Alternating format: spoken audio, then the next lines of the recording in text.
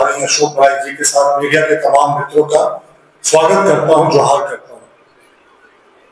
मित्रों, आज हमने एक बड़े महत्वपूर्ण विषय पर प्रेस वार्ता आपसे रूबरू हुए हैं। प्रेस वार्ता के जरिए आपको याद होगा कि माननीय मुख्यमंत्री जी एक भारी भरकम टीम को लेकर पिछले वर्ष अप्रैल के महीने में स्पेन और स्वीडन की निवेश यात्रा पर गए थे। एक वर्ष तक हम लोगों ने शांतिपूर्वक इंतजार किया कि मुख्यमंत्री जी ने जो घोषणा की वो धरातल पर दिखेगी, और इस बार भी वो डावोस गए थे। उसके भी काफी महीने बीत गए, इंग्लैंड गए थे। तो अब विदेश यात्राओं में जो निवेश की उन्होंने घोषणा की थी, उसका एक बार मुझे लगता है रियलिटी चेक करने का मौका आ गया।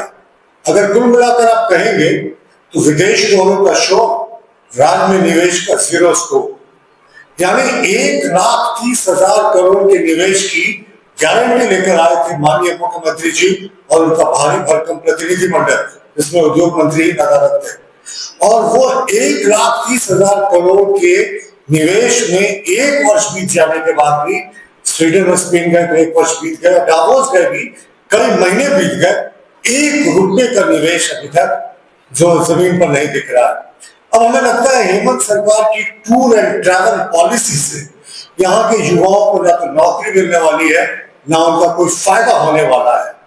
लेकिन हमें कोई आपत्ति नहीं, मुख्यमंत्री जी अगर पर्यटन पर जाना चाहते हैं तो शौक बड़ी चीज है, बेशक जाए माननीय मुख्यमंत्री जी, लेकिन उसको फिर आप निवेश यात्रा का नाम क्यों देते हैं? अब हम आपको अगले 10 मिनट में एक एक करके दिखाएंगे कि माननीय मुख्यमंत्री जी ने कितनी बड़ी बड़ी घोषणाएं की थी और क्या उनका जो पूरा ट्रैवल गया था, उनका जो विदेश निवेश लाने के लिए जिसका जीरो स्कोर था, किस कंपनी ने अभी तक क्या क्या किया। शुरुआत करते हैं। माननीय मुख्यमंत्री जी, जैसा मैंने आपको कहा, स्पेन गए थे।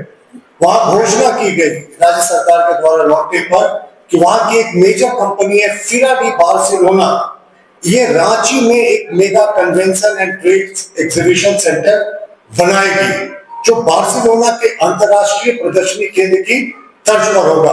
करीब 1,600 करोड़ भारतीय रुपयों का निवेश का अनुमान था।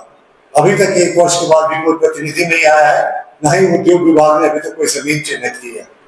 टेस्ला ग्रुप के बारे में हम सब जानते हैं। टेस्ला ग्रुप से माननीय मुख्यमंत्री जी के प्रतिनिधिमंडल की मुलाकात हुई थी। उस समय सरकार ने बताया था, टेस्ला ने नहीं बताया था, कि झारखंड में गीगा फैक्ट्री लगाना चाहती है, जहां कमर्शियल बैटरी का स्टोरेज हो सके और रिन्यूएबल एनर्जी इंफ्रास्ट्रक्चर जुड़ा रहे। करीब 1,500 करोड़ का यह भी निवेश था। कोई धरातल में इस निवेश का एक वर्ष के बाद भी पता नहीं।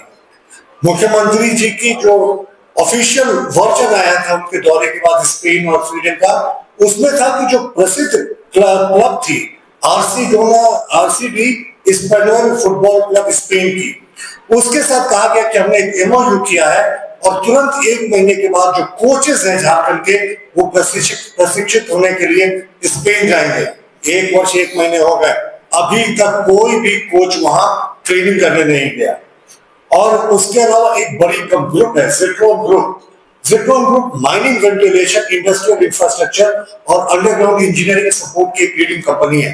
इसके बारे में मुख्यमंत्री कार्यालय के द्वारा बताया गया कि ये झारखंड में बड़े निवेश के लिए इच्छुक है। एक वर्ष 1 महीने के बाद आप निवेश का कितना धरातल पर उतरा ये तो छोड़ दीजिए, कंपनी ने आज तक ये भी नहीं बताया है कि कितना निवेश करेगी। मुख्यमंत्री के कार्यालय ने जरूर घोषणा की थी। सरकार ने क्या घोषणा की थी? स्पेन और जो स्वीडन के दौरे के बाद ग्रीन इंडस्ट्रियल हब बनाएंगे, कोल आधारित अर्थव्यवस्था से क्लीन एनर्जी की ओर बढ़ेंगे, ऑटोमोबाइल और ईवी इकोसिस्टम को विकसित करेंगे। और जो कंपनियां इसे विकसित करती, किसी का नाम सार्वजनिक नहीं किया। कोई बड़ा ग्रीन एनर्जी प्रोजेक्ट एक वर्ष के बाद भी धरातल पर दिख नहीं रहा।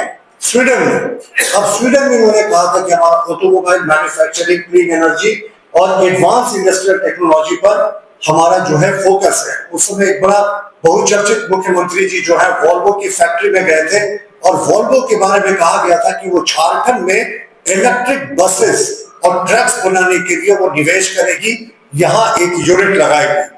एक वर्ष 1 महीने बीत गए, वॉल्वो का ना कोई प्रतिनिधि आया, ना झारखंड में कोई इस पे आगे काम हुआ। उस समय मुख्यमंत्री जी ने कहा था कि मुख्य सचिव की अध्यक्षता में सिंगल विंडो क्लियरेंस होगा, और इस सिंगल विंडो में लोग इंतजार ही कर रहे हैं, या सिंगल विंडो बना ही नहीं। कोई निवेशक जितने का इन्होंने नाम गिनाया था कोई नहीं आया। मुख्यमंत्री जी डावोस गए थे जहां वर्ल्ड इकोनॉमिक फोरम की बड़ी कंपनीज की मीटिंग हो रही थी। वहां हमें लगा था विश्व की बड़ी बड़ी कंपनियां वो लाएंगे, लेकिन लाने की भी जो उन्होंने घोषणा की थी वो सब झारखंड की कंपनियां थी। टाटा स्टील के बारे में कहा गया था 11,000 करोड़ का ग्रीन स्टील निवेश करेगी। ये डावोस कॉन्फ्रेंस फॉर इंग्लैंड के बारे में बता रहा हूं मैं। और ये इसकी सच्चाई क्या थी कि जो टाटा स्टील पहले से जो काम कर रही है उसी की रीपैकेजिंग करके मुख्यमंत्री जी इसको 11,000 करोड़ की जीत बताना चाहते थे, लेकिन अभी भी कोई ये धरातल पर दिख नहीं रहा टाटा स्टील के 11,000 करोड़ का निवेश जो है वो कहां आएगा।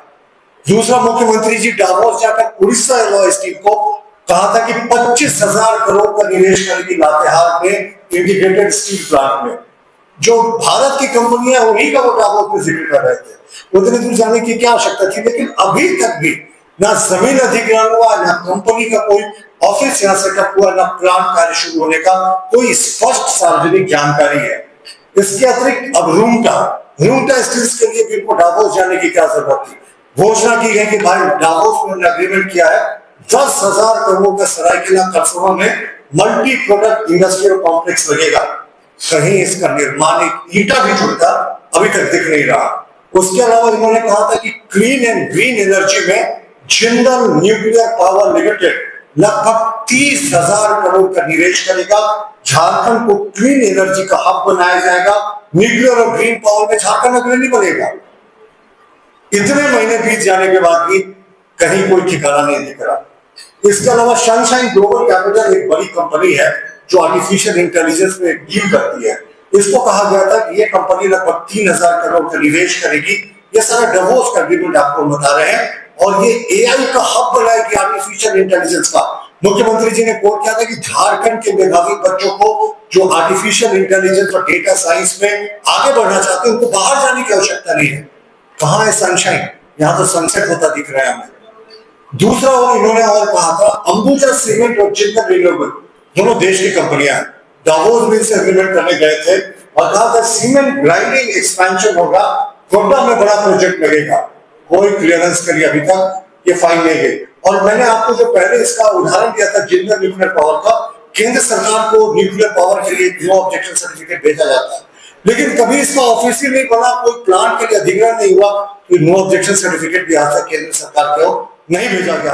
पावर प्राइवेट लिमिटेड 4,980 करोड़ यानी लगभग 5,000 करोड़ के निवेश की बात हुई थी। इसमें फिनिश स्टील प्रोडक्शन फैसिलिटी थी, इसका भी अभी तक कोई ठिकाना नहीं दिख रहा है। हिटाची जो विश्व की अग्रणी इलेक्ट्रॉनिक की कंपनी है और इसके अलावा पावर ग्रिड में भी इंफ्रास्ट्रक्चर में इसका बहुत बेहतरीन काम था। इनके बारे में कहा गया था कि ये जो है वो रुचि ले रहे हैं इसमें निवेश करने के लिए झारखंड में, लेकिन कहां अभी तक कोई निवेश में कहीं।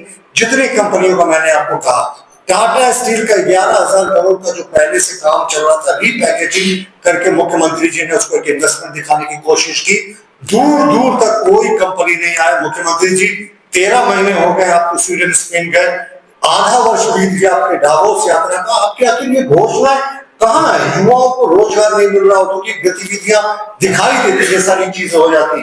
खाली आप विदेश में तस्वीरें दिखाकर अगर आप अभी भी लोगों को भड़काने की कोशिश करेंगे तो ये कतई उचित नहीं है। और हमारा बस एक कोइंसिडेंस था, जिस समय माननीय मुख्यमंत्री जी स्पेन गए थे, उसमें स्पेन का फेमस लीग जो फुटबॉल लीग है ला लीगा हो रहा था।